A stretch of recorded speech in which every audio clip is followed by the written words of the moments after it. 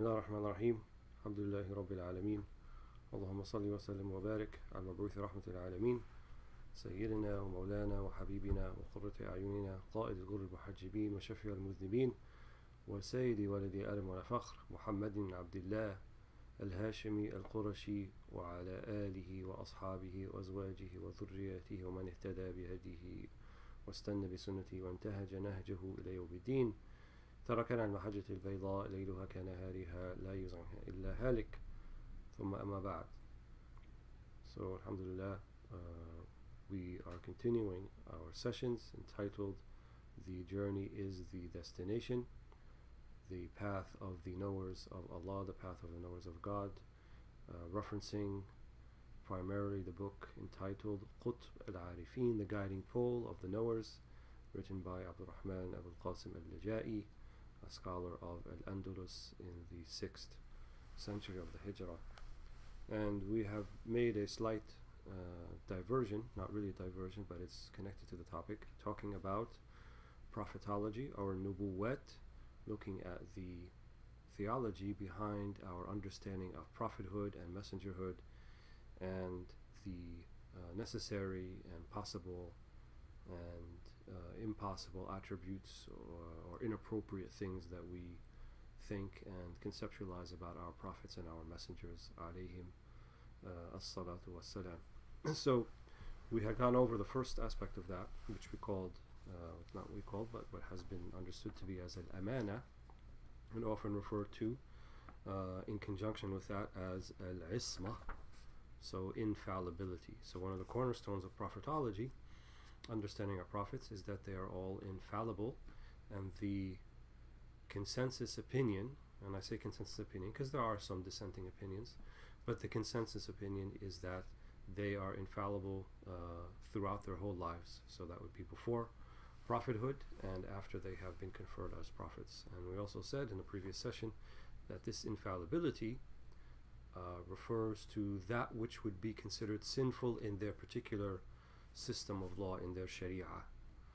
So however, that does not preclude, as we've seen in the Quran sometimes, that Allah subhanahu wa ta'ala can remind a prophet, especially our Prophet Muhammad sallallahu alaihi wasallam, ma huwa al-awla, as we say in Arabic, or that which would have been a better response or take higher precedence. For example, the Prophet Noah alayhi salam, and when he was on board the ark and his son refused to board the ark with him, and he perished and drowned in the flood. And then the Quran recounts to us how Nuh alayhi salam asked Allah subhanahu wa ta'ala, إِنَّهُ مِنْ أَهْلِي وَإِنَّ وَعْدَكَ الْحَقِّ, and he had understood that everyone would be saved, and he said, this son, he is from my family, so I thought I understood my whole family would be saved. And then Allah responds to him, إِنَّهُ لَيْسَ مِنْ أَهْلِكِ إِنَّهُ عَمَلٌ غَيْرُ صَالِحٍ فَلَا تَسْأَلْنِي عَمَّا لَيْسَ لَكَ بِهِ عِلْمٌ إِنِّي أَعِذُكَ أَن تَكُونَ مِنَ الْجَاهِلِينَ. So this khitab, this address back to the Prophet Nuh alayhi salam, is reminding Nuh alayhi salam that إِنَّهُ عَمَلٌ غَيْرُ صَالِحٍ, what he did, he's not truly from you, not truly from your family, because of what he chose, which is the path of disbelief. May Allah protect us from that, of kufr. And then Allah reminds him, إِنِّي أَعِذُكَ أَن تَكُونَ مِنَ الْجَاهِلِينَ, right? I remind you, or I forewarn you, or I admonish you not to be from the jahilin, right? Not to be from the ignorant. And so in Nuh's question to Allah subhanahu wa ta'ala, this was not a sin, right? It was merely a question, but something that for the maqam of nubuwah, right, for the station of prophethood, Allah is reminding him there's something even higher. And as we said the previous session, there is a taraqi, there's also a spiritual ascendancy for the prophets, just like there's a spiritual ascendancy for the awliya, was-salihin, was-siddiqeen, and so forth, and the wal-abdal, and the other rutab, the other degrees and classes of wilaya, or of sainthood, or of, we should say, humanity, that other human beings can experience. But of course no one can aspire to prophethood. It's not earned. This is something that Allah subhanahu wa ta'ala selects based upon his hikmah and all that He does is Hakim. Everything that Allah does is wise. So we went over Al-Amana. Those of you who have the handout, I have it in front of me here. So we're also going to look at the next attributes. So the second one that we mentioned was as-sidq, or complete honesty. And we stated all that prophets and messengers report as being true must be true, as they are incapable of lying. If they are capable of lying, and as they are aided by Allah subhanahu wa ta'ala, then the lie then must be considered the truth, and this is impossible. So similar to what we saw about amana. Another way you can think about trustworthiness / infallibility, and then honesty, is that trustworthiness and fallibility applies to the deeds and acts of prophets and messengers, and then the sidq, or the complete honesty, applies to their aqwal, to their words. So their words will never be anything except 100% representative of the truth. In other words, mutabiq lil waqi'. It will completely 100% reflect reality when it is an ikhbar, right? When they are informing us of something. And even the ahkam that they inform us of at the time, that is exactly what Allah subhanahu wa ta'ala wants. And according to the ulama, الَّذِينَ يُثْبِتُونَ النَّسْخ, the ones who confirm that there is nasikh of al-ahkam, that there is abrogation or superseding of some legal rulings over others that come later. What was intended for in the first instance was exactly what Allah intended, and then things became abrogated after that, such as the tadrij, the way in that alcohol or intoxicating drink was prohibited by the Prophet ﷺ. So it began first, as mentioned in the Quran, that one should not approach the prayer while they're in a inebriated state, while they're in a drunken stupor, so that they حَتَّى تَعْلَمُوا مَا تَقُولُونَ, so that you may know what you're actually saying. And then it eventually made its way after a second and third gradation. Certain times of day they would avoid it, and then they were to avoid it completely, because when the 5 prayers were made obligatory, they found that they could not drink at all during the day, and it would only have to be at night after Isha. And then eventually the abrogating verse came to completely prohibit intoxicating drink. That al-khamr wal-maysir is najas, right? It's something fajtanibu. It is filth, both spiritually speaking and ritually speaking. So even liquid intoxicating drink itself is considered to be filthy. So then that abrogating verse abrogated all that came before.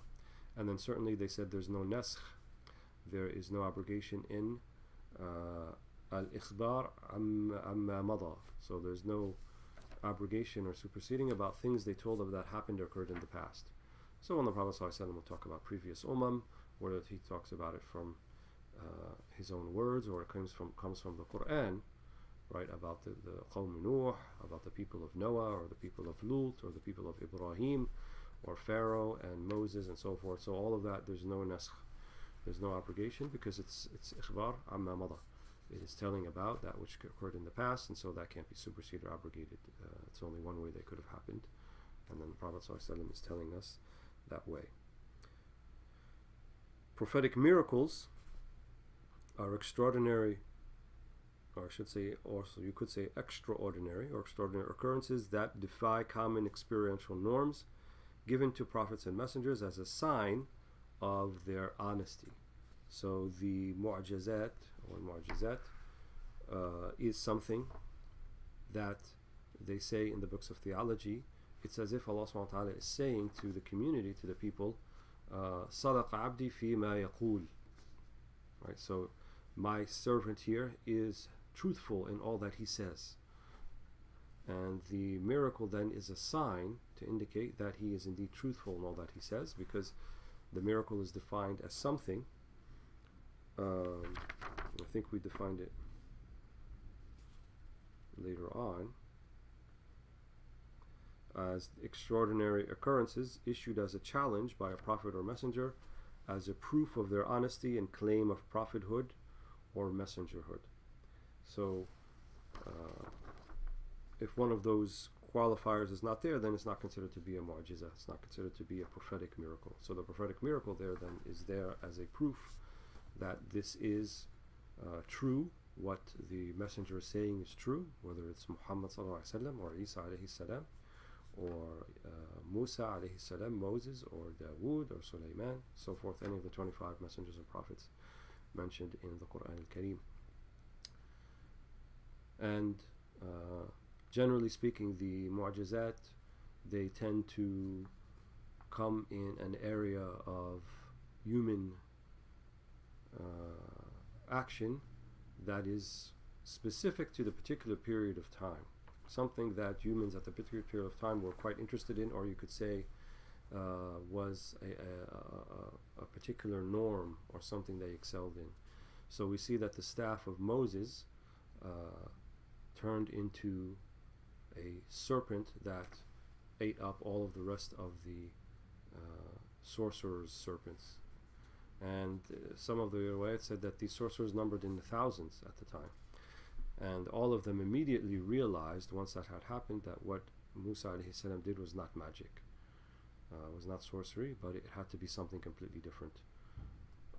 So that's why they all went down into sujood. And even though Pharaoh threatened them with a really tortuous ending and death, and threw them in boiling pots and cut off their limbs, their arms and their legs, nevertheless they said la dari, la dair, meaning it doesn't matter, you do not have hukum, you do not have control of our akhirah, which is the important thing. So they said amanna bi rabbi Musa wa Harun, we have believed in the Lord of Moses and Aaron, of Musa and Harun. And Isa alayhi salam also lived during a time, Jesus, when people were beginning to make strides in curing what seemed to be incurable diseases and treating the sick. And so he did something that that the best physician could not have done, which is to give life to death, yuhyi al-mawta, and to give sight to the blind and to cure the leper. So these were things that were also miraculous that were given to Isa alayhi salam. And for those who understood what this meant, they immediately believed. And then those who still understood but denied it, they disbelieved. So the mu'jiza, then, it comes from the Arabic word meaning min al-a'jaz, right? A'jaz, a'jaztu fulanan means I incapacitated this person. So what the mu'jiza bikasr al-jim means to incapacitate. So it incapacitates the one, in other words, they're unable to bring something like it. So the mu'jiza of our Prophet Muhammad ﷺ were many.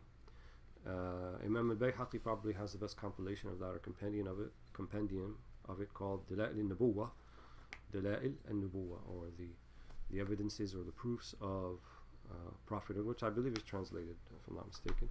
But in the original Arabic, he recounts something like 100 or more miracles that the Prophet ﷺ was given to prove his sidq, or his honesty. And of course, the living miracle, the one that still remains, or the chief miracle that was given to the Prophet Muhammad ﷺ, was the Quran. And the Quran, as we've talked about earlier in the previous sessions, it's Kalamullahi al-Munazzal. It is the speech of Allah subhanahu wa ta'ala that has been revealed in the Quran and Arabiyyun Mubin, in the clear Arabic language. And so something that the Arabs excelled in at the time was poetry and bayan and eloquence and fasaha, all these things that mean that they were kind of had a literary prowess that was, in terms of what they were able to do and produce and be creative with, this is probably the number one thing. Other than that, they were mostly herdsmen or traders, caravan traders, so they didn't really have any sort of philosophy. They didn't really write books. They didn't create and erect buildings and grand cities and all these things that you would have found in the Sassanid and Persian civilization and the Byzantine European civilization. But what you did find in them, not really a built-up civilization, but this prowess in being able to describe what they feel basically, in a way, then that others could not produce in the same matter. So it was really more of a sort of, let's say, a crossing between that which you feel, that which you think, and then expressing it in words. This is what they excelled in. And so then the Quran comes, and it's revealed, and it's unlike anything that they had seen before. It didn't conform to poetic meter. It wasn't like what the soothsayers would say, or the kahana. It didn't really fall into any of those categories. And at the same time, many of the Quraysh, even the ones who disbelieved in it, they had to admit that there was something about it that at the very least was enchanting, as some of them mentioned. Al-Walead ibn al-Mughira, he had, and this was the father of Khalid ibn al-Walid, who did not become Muslim like his son, but he heard the Quran, and some of them would, hide out and surreptitiously try to listen to some of the Quran as it was being recited in some of the houses of Mecca, so as their Quraysh friends would not see them, and they would hear it, and then they would go back and they would be mesmerized by it. So Waleed al-Mughira did this one time, and he goes back to his Quraysh chieftains, and he said, I heard something that was really ajib, and inna alahu la muthmir wa inna adnahu la mughdiq. It is something that produces all of these things inside of me when I hear it, and it's muthmir, and it's fruitful, and it's beneficial.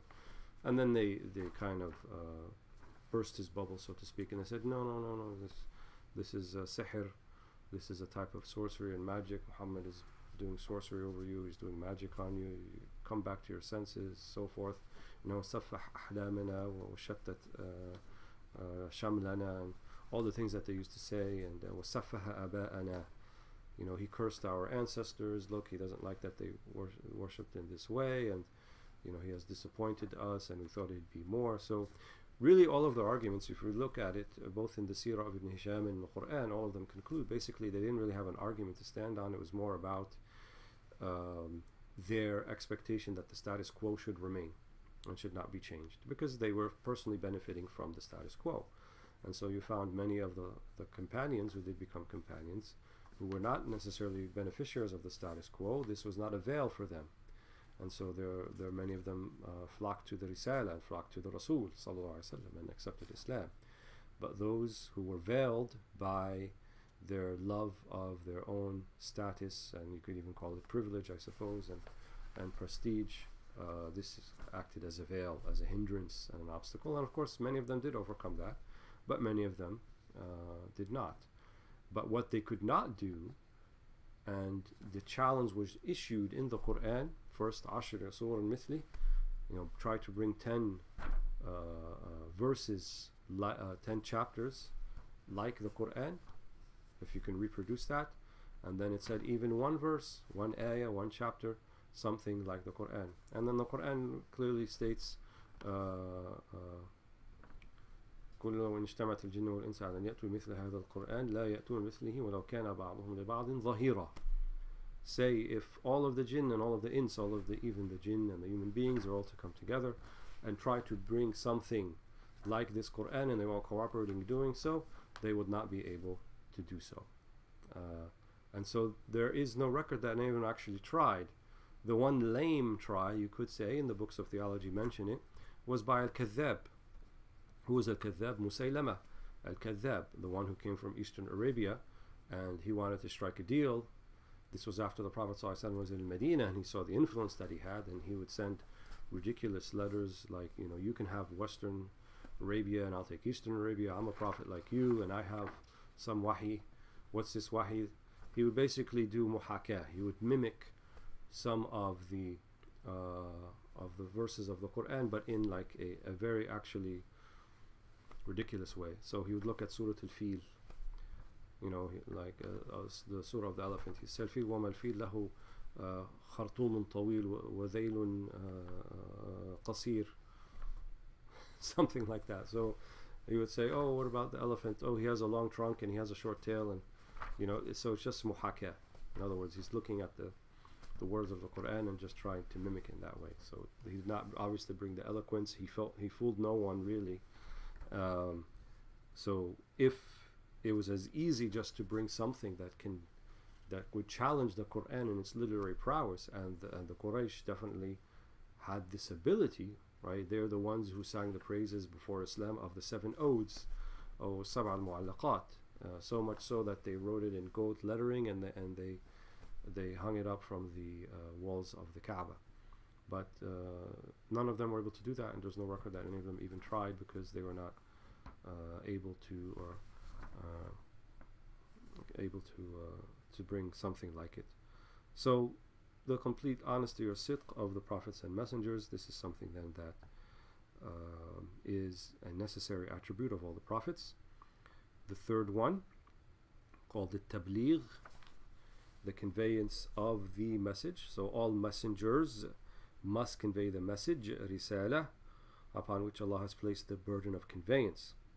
This also means that nothing could have transpired during the duration of their mission except that they conveyed the divine commands and prohibitions regarding them.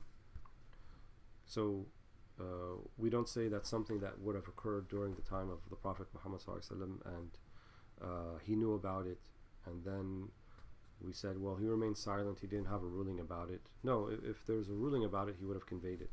And his silence also is indicative of his tacit approval.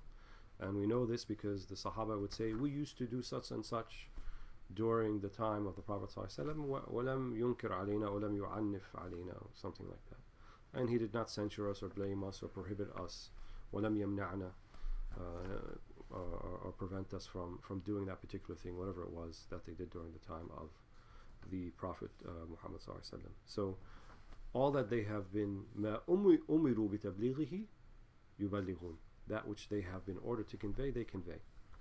Some of the ulama, particularly those who are of ulama of tasawwuf, they also say some of the things that the Prophet ﷺ balagh, that he conveyed, sometimes was specific to certain people and not for everybody. And they say this is ilm al-haqa'iq wal-asrar. This is the knowledge or science of haqa'iq, of true realities, and asrar, and divine secrets.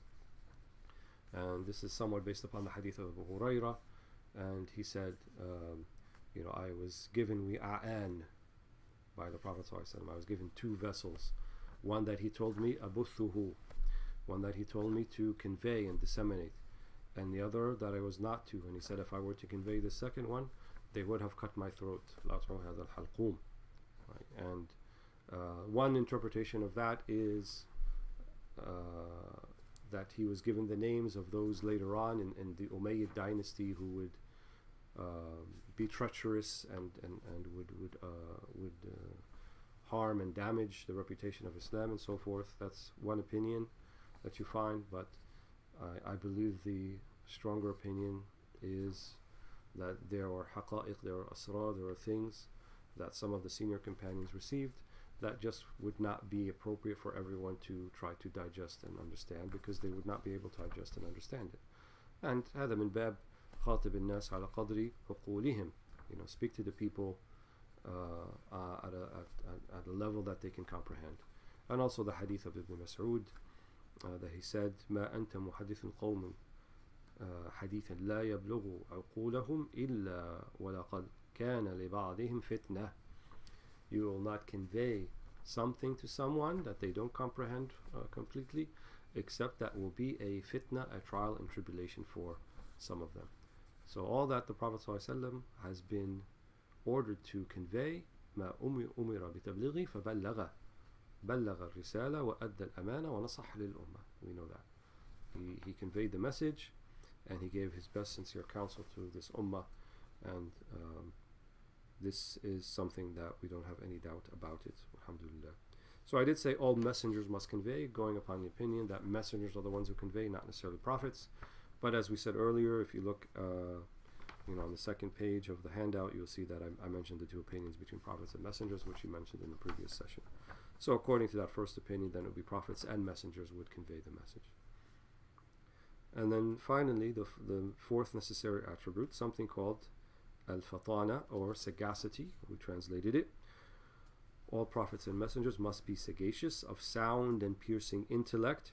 They are never feeble-minded nor unintelligent, as they must be sagacious to speak and demonstrate the certainty of Allah, to faithfully should be carry out their mission, not carry out their mission. So they mentioned this as a fourth attribute because al-anbiya wal-mursalin ya'tuna bil-hijaj, they come with wal-hujja al-baligha, right? They come with clear demonstrable proofs for the existence of Allah subhanahu wa ta'ala, and they're dealing with al-munkirin wal-jahideen. They are dealing with people who would deny that, people who would oppose that, people who would actually fight tooth and nail to oppose that, and so that message would not get out. So clearly also to accept Allah, to accept Islam, it's a matter of personal conviction, and it's not a matter of compulsion. La ikraha fi din. So no prophet is to compel a person to accept the deen. أفتكره الناس حتى يكونوا مؤمنين. This is a verse in the Quran, a word of admonition.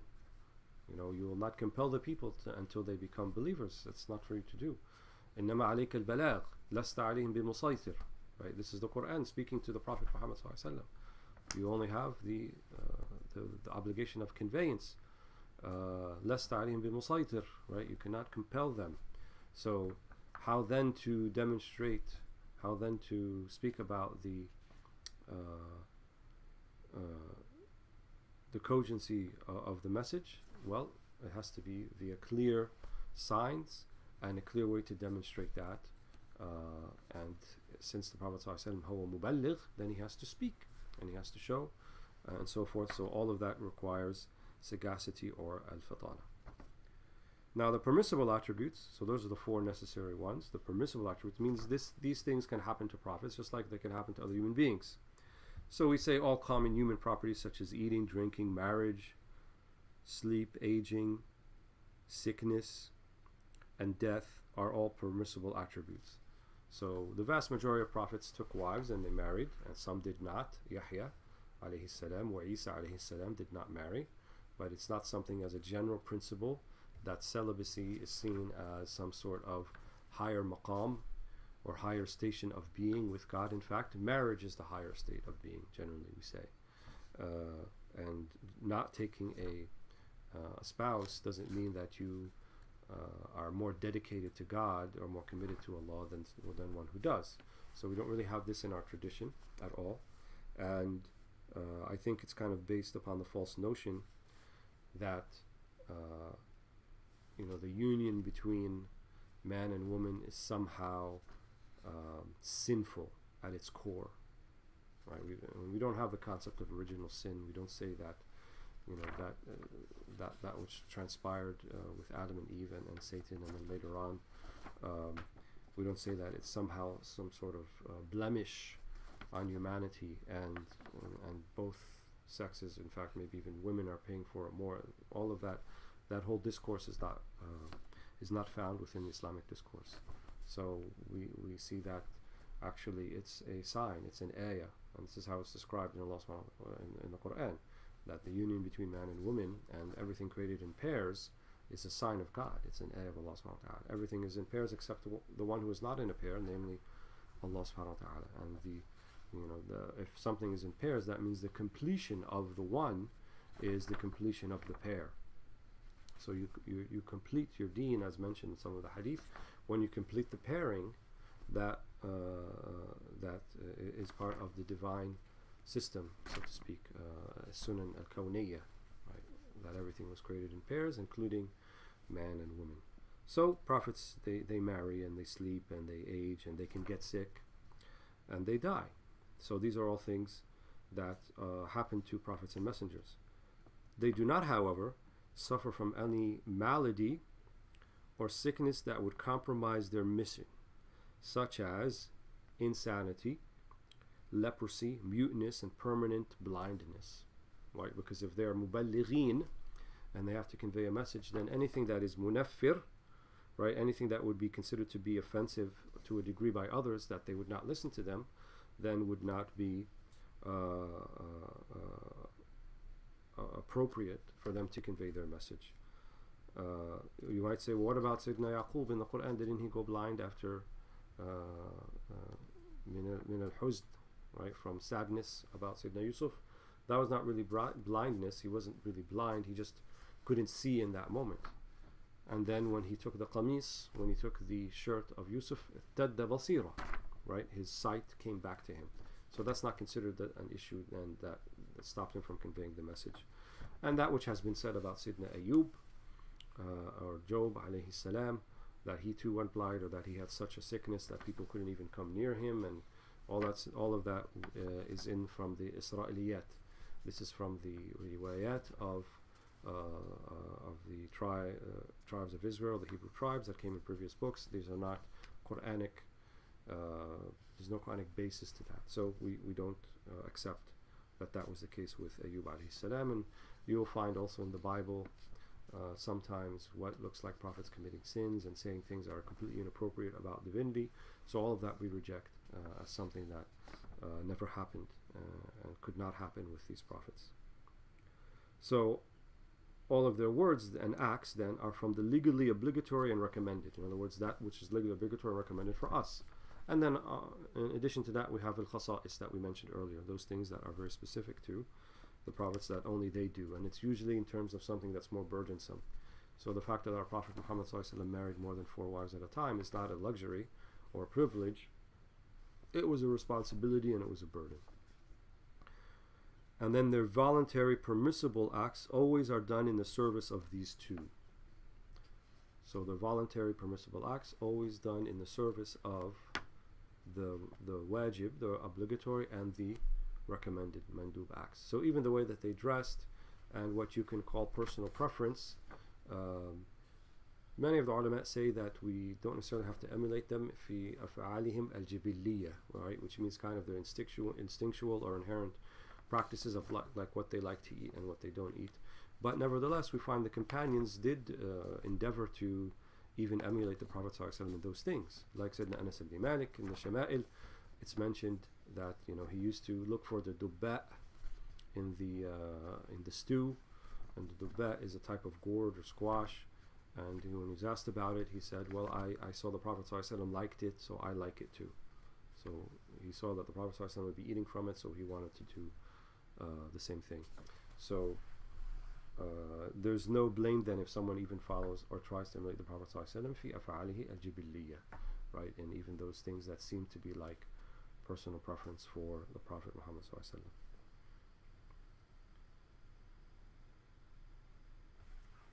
So then I thought also to add here, it would be good of how do we recognize prophethood? Why do we say this person is a prophet or a messenger? What is the proof, as it were? And we're in an age that we're always looking for proof, and we're looking for validation, and we want to know for certain, and oftentimes it comes in this form of empirical, or our request comes in the form of empirical evidence. And we also find this in the Quran, right? The opposition to the Prophet ﷺ, sometimes it would say, well, if you were truly a prophet, you would have been an angel, and if you're truly a prophet, then why don't you make the adhab, why don't you make the punishment, the chastisement come directly upon our heads as we speak? As you see in popular culture, well, if I'm wrong, may lightning strike me down right now, and so forth. And this is what we say, this is bajaha, this is a type of arrogance, I think, that you want a God to address your specific request exactly as you want it in the time that it is. So there are clear and evident signs of how we can recognize a prophet, even though there are no more today, but this is what the ulama say. So the first, creation of irrefutable knowledge by way of inspiration from Allah subhanahu wa ta'ala. And this is probably the way of the iman of as-siddiqeen, and obviously of the greatest siddiq, namely Abu Bakr as-Siddiq radiyallahu anhu, when the Prophet ﷺ mentioned about him, ما فضل عليكم أبو بكر بكثير صلاة ولا صيام ولكن بشيء وقر في صدره, that Abu Bakr is not preferred over you, or did not excel over you by extra prayers or fasting, but by something that stirred in his chest. So one of the first people to accept the nubuwwah of the Prophet Muhammad ﷺ was Abu Bakr as-Siddiq.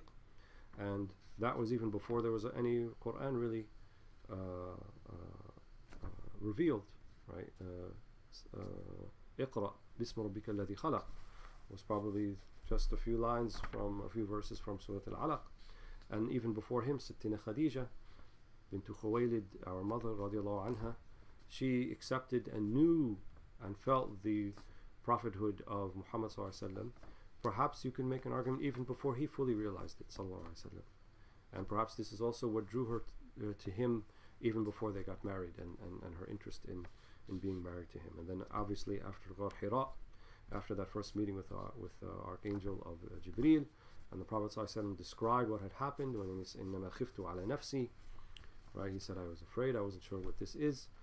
And then what was Khadija's response? لا والله لا يخزدك الله أبدا. Allah will never disappoint you, will never put you in that particular position. And then she went on to talk about the things that he does. إنما تعين على نوائب الحق وتقري الضيف وتكسي المعدوب وما إلى ذلك. You know, you do all these things for people and you help people and you have all of these beautiful sifat, these attributes about you. So she knew in her heart that this was nubuwwah, this was prophethood. And so you know, sometimes the biggest proof that you're looking for is squarely in your heart, and it's not something that needs to be from the outside. And this also can go back to this idea of fitra, right? This idea of you know, we have this certain, we're programmed in our spiritual DNA, so to speak, to be muwahideen, to be monotheists, and to believe in Allah subhanahu wa ta'ala, and to believe in His beautiful attributes, and to believe in His messengers and His prophets. Number 2, authentic report from authentic sources, such as previous scriptures. So Isa alayhi salam told his people, وَبَشِّرْ بِرَسُولٍ يَأْتِي مِنْ بَعْدِهِ اسْمُهُ أَحْمَدٌ. There will be a prophet that comes after me, his name will be Ahmad. And obviously for us also we see that from previous sources and previous generations, that they said it's mutawatir, right, that the Prophet ﷺ lived and existed and is as we know him to be. Third way, summary of human attributes that cannot be found in another human being. This was something called the Iyad in Shifat mentioned, namely that it's miraculous the way that all of these perfect attributes and perfect completion could be found in one human being, that you can't imagine it being found in another human being in the same manner, in the same way. And then the fourth that we mentioned already, divine miracles such as the Quran, defined as we said earlier, extraordinary occurrences issued as a challenge by a prophet or messenger as a proof of their honesty and claim of prophethood or messengerhood. So besides the Quran, there are other miracles of the Prophet ﷺ, انشقاق القمر, the splitting of the moon, نبوع الماء بين يديه بين أصابعه, that water would just trickle from between his fingers, and at one point he quenched the thirst of over 1,000 men based upon water that trickled from between his fingers. And there's many other miracles that you can see in the Kitab Dalail al-Nubuwwah. I would also say here and add, but I kind of think it's combination of numbers 1 and 2 is, or number 1 and 3, sorry, that you see the traits of prophethood, the attributes of prophethood in human beings, in the heirs of Muhammad sallallahu alaihi wasallam. So when you see it in someone else, you see a walking shama'il, right, a walking book of the attributes of the Prophet sallallahu alaihi wasallam, and you see it in a person, then you know this couldn't be something that just happened happenstance. It had to have come from a divine source, that a human being can be in such a way, especially in an age that we live, and it's very rare to see such human beings. But when you see them and they're followers and they're emulators and they are heirs of Muhammad sallallahu alaihi wasallam, this is one of the fastest ways, not just to knowing that Islam is true and prophethood is true, it's also one of the fastest ways to ma'rifah, right, to having a more intimate knowledge and profound knowledge of the divine, of Allah subhanahu wa ta'ala.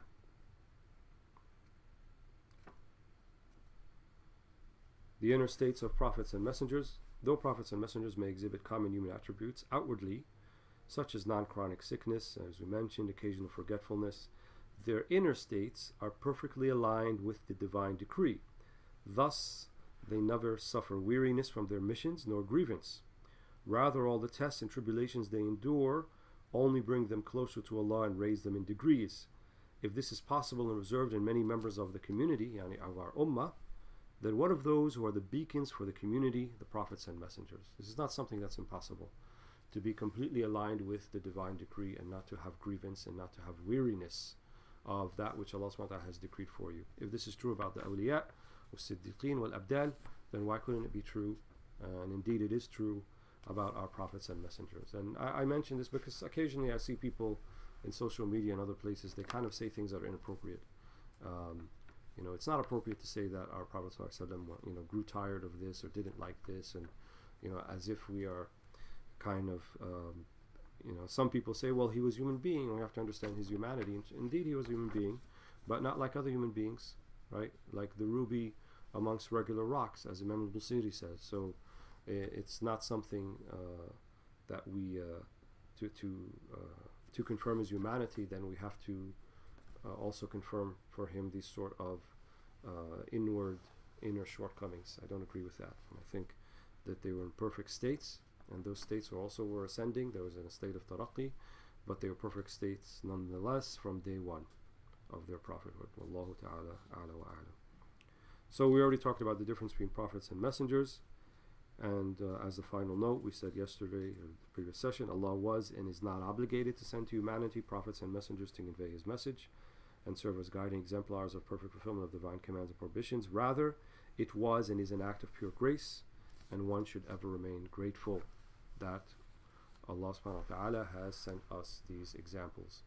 And the meaning of nubuwwah, the meaning of prophethood and messenger, is still alive in the heirs of the prophets and messengers. That's why it is vitally and essentially important that one finds these people and learns from them and maintains their company.